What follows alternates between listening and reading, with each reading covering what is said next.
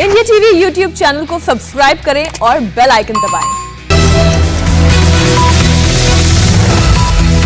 9 बजे की 9 बड़ी खबरों में आप सभी का स्वागत है। आपके साथ मैं हूं अमित पालिक। आपको दिखाएंगे चंद घंटे की बारिश में कैसे फिर डूब गई दिल्ली, बीजेपी के दो मंत्रियों के विवादित बयान पर क्या मचा बवाल, और पूर्व केंद्रीय मंत्री बाबुल सुप्रियो को पॉलिटिक्स से ऐसी भी क्या प्रॉब्लम हो गई।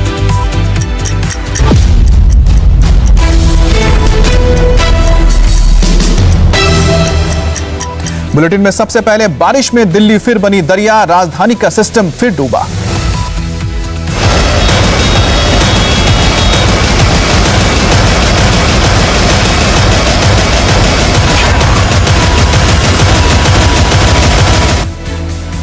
राजधानी दिल्ली आज एक बार फिर कुछ घंटे की बारिश के बाद पानी पानी हो गई। आज सुबह हुई जोरदार बारिश के बाद दिल्ली के इलाकों में पानी जमा हो गया है। खासकर अंडरपास में पानी भरने की वजह से ट्रैफिक में काफी परेशानी आ रही है।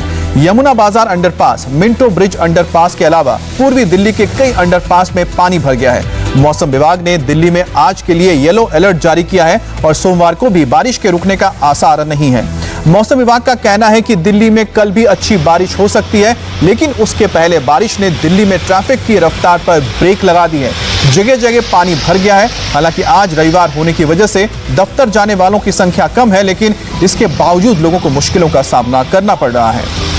तो तस्वीरें आप दिल्ली की देख रहे हैं, जहां पर बसों को खासी दिक्कत आ रही है, क्योंकि दिल्ली में लो फ्लोर बसें चलती हैं, जिसके चलते कई इलाकों में पानी भर जाने से बसें रुक जाती हैं। और दूसरे आप देख रहे हैं कि जो अंडरपास है सबसे ज्यादा वो प्रभावित हुए हैं, क्योंकि अंडरपास में ढलान होने की वजह से दोनों तरफ से पानी निकल नहीं पाता है, भर जाता है। दिल्ली एनसीआर में सुबह सुबह काले काले बादल आसमान में ऐसे उमड़े कि अंधेरा छा गया और फिर बादल खूब बरसे, जिसके बाद जगह जगह जल जमाव के हालात बन गए। दिल्ली में यमुना नदी का जलस्तर एक बार फिर से बढ़ गया है, तो वहीं गुरुग्राम में वाटर लॉगिंग की समस्या से लोगों को दो चार होना पड़ रहा है। दिल्ली में कहां कितनी बारिश हुई है, इंडिया टीवी संवाददाता कुमार सोनू की रिपोर्ट से समझिए। राजधानी दिल्ली में आज सुबह से ही बारिश हो रही है, जिसके चलते जो तापमान है उसमें गिरावट दर्ज की गई है। इस वक्त हम रायसीना हिल पर मौजूद हैं और यहाँ पर आप देखें तो president house, north block, south block और पार्लियामेंट है, जिसके आसपास का जो मौसम है वो बेहद खुशनुमा हो गया है। मौसम विभाग की माने तो आज जो न्यूनतम तापमान है वो तकरीबन 25 डिग्री सेल्सियस तक रहेगा और जो अधिकतम तापमान है वो 32 डिग्री सेल्सियस तक रहने की उम्मीद है। कल मौसम विभाग के मुताबिक 48 मिलीमीटर बारिश हुई थी और आज 73 मिलीमीटर बारिश होने की संभावना है। कल जो बारिश हुई उसे लोअर कैटेगरी में रखा गया था, तो वहीं आज जो बारिश हुई है उसके लिए ऑरेंज अलर्ट जारी किया गया। वहीं मौसम विभाग का कहना है कि 3 अगस्त तक कुछ इसी तरीके से दिल्ली में बारिश होती रहेगी। दिल्ली एनसीआर में इसी तरीके से बारिश होगी। कुछ इलाकों में तेज बारिश होने की भी संभावना है, तो कहीं जो है बारिश की कैटेगरी है वो लोअर कैटेगरी तक रहेगी। फिलहाल इस पूरी आज जो बारिश हो रही है उसे मध्यम कैटेगरी में मौसम विभाग ने रखा है। और इस वक्त हमारे साथ कुमार सोनू भी जुड़ गए। कुमार सोनू, ये बताइए कि फिलहाल जिन इलाकों में आप गए हैं वो कौन कौन से इलाके हैं जहां पर पानी भर गया है, और लोग जो बाहर निकलेंगे उनको किन इलाकों को अवॉइड करना चाहिए आज?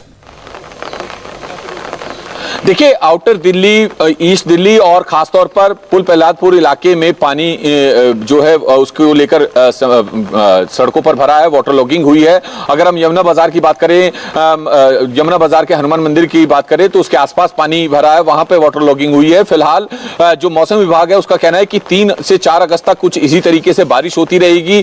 दिल्ली के कुछ इलाकों में हल्की बारिश होगी तो कहीं पर ज्यादा बारिश होने की भी संभावना जताई है। आज मौसम विभाग का कहना है कि तकरीबन 73 मिलीमीटर तक बारिश हो सकती है, जिसके चलते वाटर लॉगिंग की समस्याएं आ सकती है, ट्रैफिक बाधित हो सकता है। हालांकि आज संडे का दिन है तो ऐसे में छुट्टी होती है, तो लिहाजा सड़कों पर ट्रैफिक कम है, लेकिन बावजूद इसके ट्रैफिक की रफ्तार पर असर पड़ा है। तो वहीं अगर हम बीते कल की बात करें तो कल तकरीबन 45 मिलीमीटर बारिश हुई थी।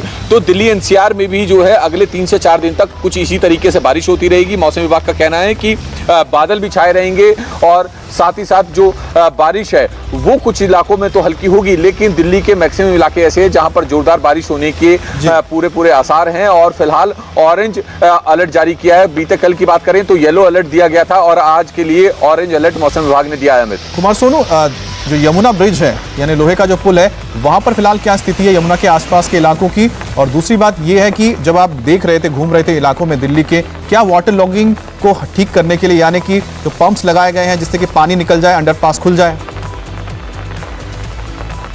देखिए, अगर हम यमुना की बात करें तो हरियाणा से तो लगातार पानी छोड़ा ही जा रहा है, लेकिन बारिश भी हो रही है, तो ऐसे में यमुना का जल स्तर जो है वो 205 के करीब पहुंच चुका है। फिलहाल डेंजर लेवल पर जो है यमुना बह रही है। इसके आसपास में हमेशा देखा जाता है मानसून के समय में जब हरियाणा से भी पानी छोड़ा जाता है, बारिश भी होती है, तो ऐसे में जो यमुना का जल स्तर है वो बढ़ता है, जिसके चलते जो यमुना के आसपास के इलाके हैं वो प्रिकॉशन के तौर पर खाली कराए जाते हैं ताकि किसी भी तरीके से कोई भी पानी में ना फंसे। लेकिन जो वाटर लॉगिंग की अगर हम बात करें तो वाटर लॉगिंग को लेकर खासतौर पर जैसा आपने भी कहा कि जो अंडरपास हैं दिल्ली के या फिर जो निचले इलाके हैं वहां पर पानी भरने की ज्यादा शिकायतें मिलती हैं, तो इसी को लेकर जो है मौसम विभाग ने भी साफ कहा है कि वाटर लॉगिंग हो सकती है। अगर आपको कहीं जाना है, ऑफिस की तरफ जाना है या कहीं और जाना है, तो आप समय से निकलें और खासतौर पर कुछ इलाकों को, अगर कुछ सड़कों को आप अवॉइड कर सकें तो अवॉइड करें ताकि आप वाटर लॉगिंग की समस्या जिस तरह की तस्वीरें आपने भेजी उससे तो साफ ही हो जाता है कुमार सोनू की दिल्ली जैसे इलाके में जहां कुछ घंटे की बारिश में पानी भर जाए तो ऐसे में जो सिविक अथॉरिटीज हैं पता नहीं क्या करती हैं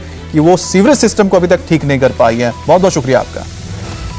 वेलकम बैक। और अब बीजेपी के उन दो मंत्रियों का बयान जिस पर आज विवाद होना तय है। मध्य प्रदेश के कैबिनेट मंत्री विश्वास सारंग ने देश के पहले प्रधानमंत्री जवाहरलाल नेहरू की नीतियों पर सवाल उठाया, तो मेघालय में बीजेपी के मंत्री ने सनोबर सुलोई, जिनका नाम है, एक ऐसा बयान दिया जिसको लेकर बवाल मच गया है।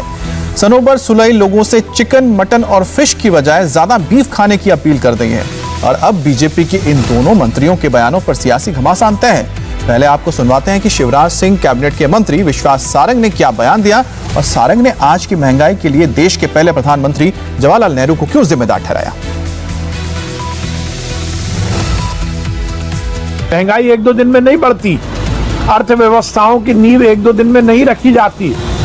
15 अगस्त 1947 को लाल किले की प्राचीर से जवाहरलाल नेहरू जी ने जो भाषण दिया था, उसी भाषण की गलती के कारण इस देश की अर्थव्यवस्था बिगड़ी है।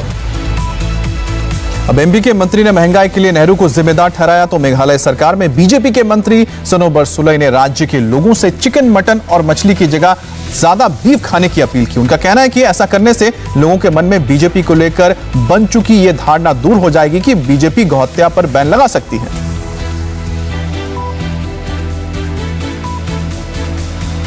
Encourage people to eat more beef than chicken and mutton or fish. Why? Why? Because it will subside that you see that wrong information in the mind of the people that the BJPs will impose this sort of cow. और BJP के दो अलग अलग राज्यों के इन दो मंत्रियों के ये ऐसे बयान हैं जिन पर आज विवाद बढ़ना तय है और कांग्रेस और दूसरे विपक्षी दल आज इसे लेकर बीजेपी को घेरने की कोशिश करेंगे। राजस्थान के आमागढ़ किले के मंदिर का विवाद आज एक बार फिर से तूल पकड़ने वाला है। बीजेपी सांसद किरोड़ी लाल मीणा आज सुबह अपने कुछ साथियों के साथ आमागढ़ किले पर पहुंचे और वहां मीणा समाज का झंडा फहरा दिया। हालांकि पुलिस ने किरोड़ी लाल और उनके साथियों को मंदिर तक जाने से रोक लिया और उन्हें वहीं हिरासत में ले लिया गया। लेकिन मामला अभी शांत होता नहीं दिख रहा, क्योंकि कांग्रेस समर्थित निर्दलीय विधायक रामकेश मीणा ने भी अपने समर्थकों को आमागढ़ की पहाड़ी पर जुटने को कहा है और पहाड़ी के नीचे और आसपास दोनों ही तरफ समर्थक रात से ही जमा हुए हैं। तनाव को देखते हुए इलाके में सुरक्षा के पुख्ता इंतजाम किए गए हैं और पुलिस ने पहले जयपुर में फ्लैग मार्च किया और फिर आमागढ़ के मंदिर के आसपास 1500 से ज्यादा पुलिसकर्मी तैनात किए गए हैं। इसके अलावा 50 से ज्यादा दंगा नियंत्रण वाहन और 500 से ज्यादा एसटीएफ के जवान भी तैनात किए गए हैं। आमागढ़ किले पर झंडा लगाने के बाद बीजेपी सांसद किरोड़ी लाल मीणा ने कहा है कि अगर इस झंडे को हटाया गया तो मीणा समाज और हिंदू समाज इसे बर्दाश्त नहीं करेगा। साथ ही उन्होंने कांग्रेस समर्थित निर्दलीय विधायक रामकेश मीणा पर प्रदेश में माहौल को बिगाड़ने का आरोप भी लगाया। हमने झंडा लगा दिया। मैं गहलोत साहब से कहना चाहूंगा, हमारा ये झंडा हटना नहीं चाहिए। अगर इसको हटाया गया तो समूचा मीणा समाज या हिंदू समाज भी इसको बर्दाश्त नहीं करेगा। आमागढ़ किले के पास और उसके आसपास के जो रास्ते हैं वहां पर भी सुरक्षा व्यवस्था कैसी है, इसको लेकर आपको एक रिपोर्ट हम दिखा रहे हैं। आमागढ़ किले पर ध्वजा फाड़ने के विवाद के बाद मीणा समाज ने आज आमागढ़ किले पर झंडा फहराने का आह्वान किया था और पुलिस ने भारी जाब्ता भी लगाया और ये भी साफ कर दिया था कि आमागढ़ किले पर कोई भी पहुंचेगा तो उसके खिलाफ सख्त कार्रवाई की जाएगी। लेकिन देर रात को राज्यसभा सांसद किरोड़ी लाल मीणा अपने 6 समर्थकों के साथ अचानक वहां पहुंच गए और वहां झंडा भी फहराया और उसके बाद उनको हिरासत में ले लिया गया है और उसके बाद जिस जगह पर यह विवाद हुआ था वहां से कहीं दूर ले गए हैं। लेकिन आमागढ़ किले के बाहर का जो रास्ता है वहां पर देखिए किस तरीके की भारी सुरक्षा लगाई गई है। 1500 पुलिसकर्मी तैनात किए गए हैं, 50 दंगा नियंत्रण STF का फोर्स और RAC के तमाम जवान, जयपुर पुलिस कमिश्नरेट के जवान, STF की पुलिसकर्मी यहाँ पर तैनात हैं। आमागढ़ फोर्ट ये दिल्ली रोड पर है और इस समय गलता गेट के पास में मौजूद हूँ मैं, जहाँ मौजूद हूँ यहाँ से लगभग आधे किलोमीटर तक के पूरी बटालियन लगा दी गई है। बार बार फ्लैग मार्च किया जा रहा है और मीणा समाज ने जो आह्वान किया था कि आमागढ़ किले पर आएंगे, लेकिन उससे पहले ही किरोड़ी लाल मीणा रात को 3 बजे पहुँच गए और यहाँ पर झंडा फहरा दिया। लेकिन अब पुलिस इंतज़ार कर रही है कि कहीं और तो नहीं आएगा, लेकिन जो कोई भी इस आमागढ़ किले में जाने की कोशिश करेगा उसके खिलाफ सख्त कार्रवाई की जाएगी। विनोद शर्मा के साथ मनीष भट्टाचार्य, इंडिया टीवी, जयपुर। और इंडिया टीवी संवाददाता मनीष भट्टाचार्य ने DCP राहुल प्रकाश से भी बात की। DCP राहुल प्रकाश इस वक्त हमारे साथ मौजूद हैं। सर, बहुत बड़ा जाब्ता आप लोगों ने लगाया है, लेकिन रात को किरोड़ी लाल मीणा वहाँ पहुँच गए, झंडा भी लगा दिया। आपने तो कहा था कि जो भी वहाँ पहुँचे उसके खिलाफ सख्त कार्रवाई की जाएगी। बिल्कुल सख्त कार्रवाई की जाएगी और की जा रही है। किस तरीके की तैयारी है, क्योंकि आह्वान बहुत बड़ा किया था और अभी आप लोगों ने पूरा बंद करके रखा है? नहीं, आह्वान जो भी था उसकी पालना कराई जा रही है। किसी को भी विवादित क्षेत्र में नहीं जाने दिया जाएगा। किरोड़ी लाल जी ने भी प्रयास जरूर किया था, लेकिन उनको प्रवेश नहीं करने दिया गया है और उनको अभी हम लोग नीचे ले आए हैं वहाँ से। वो उस वक्त भी लगातार इसी बात के लिए कहते रहे माननीय सांसद की हमें अंदर जाने दिया जाए, लेकिन उसकी उनको अनुमति नहीं दी गई है। उनको नीचे लेके आए हैं और जो उनके साथ में कुछ लोग थे उनको भी लाया गया है और अभी उनसे बातचीत की जा रही है। आक्रोश बढ़ रहा है मीणा समाज का, लगातार शिकायतें कर रहे हैं लोग। कई लोग कह रहे हैं हम आके अपनी भी शिकायत दर्ज कराएंगे। मीणा समाज और इवन मैं तो कहता हूँ हम सभी एज ए ह्यूमन बीइंग, एक इंसान के तौर पे सभी देवी देवताओं का, सभी धर्मों का, हिंदू, मुस्लिम, सिख, ईसाई, सभी का सम्मान करते हैं। इस पर बात करने के लिए हमारे साथ जुड़ गए संवाददाता मनीष भट्टाचार्य। मनीष, दोनों तरफ ही मीणा समाज है, लेकिन ये जो विवाद हो रहा है इसमें सरकार का रोल नजर नहीं आ रहा। सरकार क्यों नहीं बात करके इस मुद्दे को सुलझा देती है? और दूसरी बात है कि आखिरकार ये चिंगारी भड़की क्यों इस तरह से? देखिए अमित, सरकार पूरी कोशिश कर रही है कि विवाद ना बढ़े और यही वजह है कि कानून व्यवस्था बनाए रखने के लिए सबसे बड़ी कोशिश की जा रही है। सबसे पहले तो मैं आपको दिखाऊं कि यहाँ की तैयारी क्या है। देखिए 3 लेयर सिक्योरिटी बनाई है, बैरिकेड्स लगाए हैं, 1500 पुलिसकर्मी तैनात किए गए। यहाँ से लेके पूरे आमागढ़ किले तक के सामने ऊपर तक के भारी पुलिस जाब्ता तैनात किया गया है और यही वो जगह है जहाँ पर सबसे पहले ध्वजा फाड़ा गया था। उसके बाद किरोड़ी लाल मीणा और मीणा समर्थकों ने कहा था कि आज यहाँ पर जाकर एक बार फिर से पूजा अर्चना करेंगे और झंडा फहराएंगे। लेकिन देर रात को किरोड़ी लाल मीणा पहुँच गए पीछे के रास्ते से, पुलिस उनको हिरासत में लेके कहीं दूर ले जा चुकी है। लेकिन अब ये इंतजार किया जा रहा है कि अगर कोई यहाँ पर आता है, कानून व्यवस्था बिगाड़ने की कोशिश करता है, तो उसके खिलाफ सख्त कार्रवाई की जाएगी। सरकार ने पूरी तरीके से कल रात को ही मीटिंग करके स्पष्ट संदेश दे दिया था जयपुर पुलिस कमिश्नरेट में कि अगर लॉ एंड ऑर्डर की सिचुएशन बिगाड़ने की कोई कोशिश करे तो उसके खिलाफ सख्त कार्रवाई करे और उसी के एहतियातन ये भारी एक जाब्ता यहाँ पर लगाया गया और 3 लेयर सिक्योरिटी यहाँ पर पूरा एकदम सुरक्षा व्यवस्था चाक चौबंद है। लेकिन आपको बता दें कि जो मीणा समाज है ये मुद्दा जितना राजनीतिक है उससे ज्यादा कुछ नहीं है, क्योंकि राजनीति में मीणा समाज का एक बहुत बड़ी हिस्सेदारी है। ऐसे में अगर सरकार की ओर से इसको सुलझाने की कोशिश की जाए, मध्यस्थता की जाए, तो हम उम्मीद कर सकते हैं कि दोनों जो गुट बन गए हैं वो आपस में मिल जाएंगे और किसी तरह का तनाव नहीं रहेगा इस इलाके में। जयपुर में आमागढ़ मंदिर पर जंग जारी है तो बीजेपी यूपी फतेह के अपने एजेंडे पर तेजी से काम कर रहा है। आज इसी के तहत केंद्रीय गृह मंत्री अमित शाह यूपी को कई बड़ी सौगात देने वाले हैं। अमित शाह आज लखनऊ और मिर्जापुर के दौरे पर होंगे, जहां वो कई बड़े प्रोजेक्ट्स का उद्घाटन और शिलान्यास करेंगे। अयोध्या और काशी के बाद यूपी में बीजेपी का इसे मिशन विंध्या कहा जा रहा है। गृह मंत्री अमित शाह आज विंध्या कॉरिडोर की आधारशिला रखने मिर्जापुर पहुंच रहे हैं और उससे पहले वो लखनऊ में अब से करीब 2 घंटे बाद इंस्टीट्यूट ऑफ फॉरेंसिक साइंस का शिलान्यास करेंगे और मिर्जापुर में वो माता विंध्यवासिनी मंदिर में पूजा अर्चना करेंगे। विंध्या कॉरिडोर परियोजना का भूमि पूजन होगा और शिलान्यास भी करेंगे। बाद में अमित शाह GIC ग्राउंड में एक जनसभा को संबोधित भी करेंगे। अमित शाह मिर्जापुर को रोपवे की सौगात भी देंगे। इस कार्यक्रम में CM योगी और मिर्जापुर के सांसद और केंद्रीय राज्य मंत्री अनुप्रिया पटेल भी शामिल होंगी। मिशन विंध्य सीएम योगी का ड्रीम प्रोजेक्ट है, जिसके लिए 30 अक्टूबर 2020 को काशी विश्वनाथ कॉरिडोर की तर्ज पर मिर्जापुर में विंध्या कॉरिडोर को मंजूरी दी गई। इस प्रोजेक्ट का एस्टीमेट करीब 331 करोड़ रुपए है, जिसमें मां विंध्यवासिनी मंदिर से लगे 4 प्रमुख मार्गों को चौड़ा कर उसे डेवलप करना है और परिक्रमा पथ को भी चौड़ा बनाना शामिल है। काशी कॉरिडोर की तर्ज पर इस कॉरिडोर को पूरा होने पर विंध्यवासिनी मंदिर से ही गंगा के दर्शन हो पाएंगे और गंगा घाट से माता के मंदिर के दर्शन कर सकेंगे श्रद्धालु। बात करेंगे संवाददाता रुचि कुमार से। रुचि, प्रधानमंत्री मोदी काशी गए, अब विंध्यवासिनी के मंदिर पहुंच रहे हैं योगी आदित्यनाथ और साथ में अमित शाह, लेकिन उनका जो ये दौरा है उस इलाके में किस तरह से पॉलिटिकली इंपैक्ट करेगा? देखिए, क्योंकि ईस्टर्न यूपी पूरा इलाका है वो काफी ज्यादा मायने रखता है चुनाव के लिहाज से, क्योंकि ये कहा जाता है कि अगर ईस्टर्न यूपी जिसने जीत लिया, वहां जो 156 के आसपास की सीट है, तो यूपी जीतने में उसको मुश्किल नहीं होती। 2012 में हमने देखा था जब अखिलेश यादव ने सरकार बनाई थी तो बड़ी सफलता उनको वहां पर मिली थी, लेकिन फिर उसके बाद 2017 के चुनाव में बीजेपी ने वहां सेंध लगा ली और बीजेपी को कामयाबी मिली, तो अब वही कामयाबी ईस्टर्न यूपी में दोहराना चाहती है। तो विंध्याचल जाएंगे अमित शाह, केंद्रीय गृह मंत्री, और वहां जो विंध्याचल कॉरिडोर है उसका शिलान्यास करेंगे। उसके अलावा वहां जनसभा भी है और एक रोपवे बनाया गया है, क्योंकि जो पूरा मंदिर है वहां पे अमित, वो पहाड़ियों पे बना हुआ है, तो जो श्रद्धालु जाते हैं उनको काफी ज्यादा दिक्कतों का सामना करना पड़ता है, तो उनके लिए रोपवे बनाई गई है। वहाँ एक जनसभा भी होगी। तो ये जो कहा जा रहा था कि बीजेपी इलेक्शन के पहले हर महीने प्रधानमंत्री मोदी भी उत्तर प्रदेश आएंगे और गृह मंत्री अमित शाह भी आएंगे, तो अब उसकी शुरुआत हो गई है। जुलाई में हमने देखा था कि प्रधानमंत्री मोदी वाराणसी आए थे और अब अमित शाह आज लखनऊ में भी वो फॉरेंसिक इंस्टीट्यूट का शिलान्यास करेंगे, फिर मिर्जापुर जाएंगे, फिर काशी विश्वनाथ मंदिर में जाके दर्शन भी करेंगे और कॉरिडोर में जो काम हुआ है वो भी देखेंगे। तो ये शिलान्यास लोकार्पण के जरिए एक तरह से आप कह सकते हैं कि बीजेपी विधानसभा चुनाव की तैयारी कर रही है। अमित जी, बहुत बहुत शुक्रिया आपका जानकारी देने के लिए।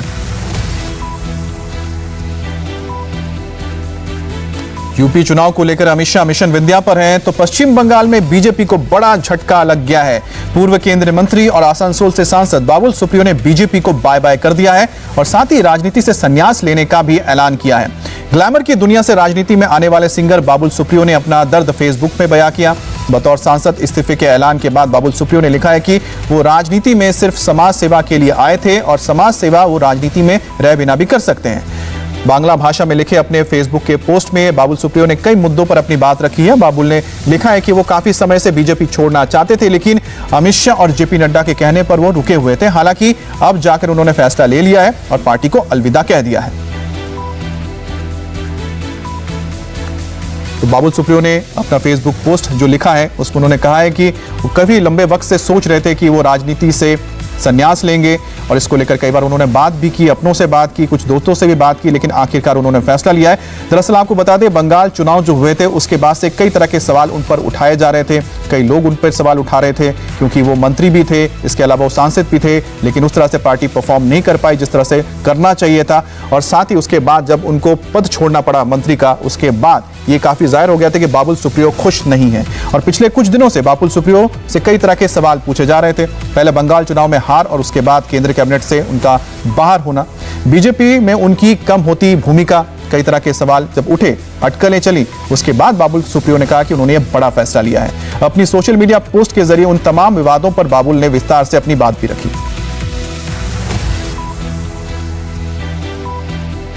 अलविदा। मैंने सबकी सारी बातें सुनी, पिता, माँ, पत्नी, बेटी, एक दो प्यारे दोस्त, सब कुछ सुनकर समझकर महसूस होता है कि मैं लंबे समय से पार्टी छोड़ना चाहता था। पहले ही मन बना चुका था कि अब राजनीति में नहीं रहना है। मैं किसी और पार्टी में नहीं जा रहा हूँ, टीएमसी, कांग्रेस, सीपीआईएम, कहीं नहीं। किसी ने मुझे फोन नहीं किया, मैं भी कहीं नहीं जा रहा हूँ। मैं एक टीम प्लेयर हूँ, हमेशा एक टीम का साथ दिया है। मोहन बगान हमेशा एक पार्टी का साथ दिया है, बीजेपी का, बस। आपने काफी चीज लिखा है बाबुल दा कि मैं कहीं नहीं जा रहा, किसी पार्टी में नहीं जा रहा, मैं सोशल वर्क करना चाहता हूँ। काफी लंबा सफर आपका बीजेपी में रहा है। Please don't embarrass me, I really don't have any comments to make. You are running, I don't want to drive away. Please let me keep my dignity. I don't want to say a single word. As you can see, I would love if you can please respect my privacy. Whatever I need, I felt, whatever I wanted to say, I have written it. I don't really want to react, answer, or get into any kind of question into it. नमस्ते, मैं हूं Meenakshi Joshi. Video और खबरों से update रहने के लिए India TV YouTube channel subscribe करें, बेल आइकन दबाना ना भूलें। जुड़े रहें इंडिया टीवी के साथ।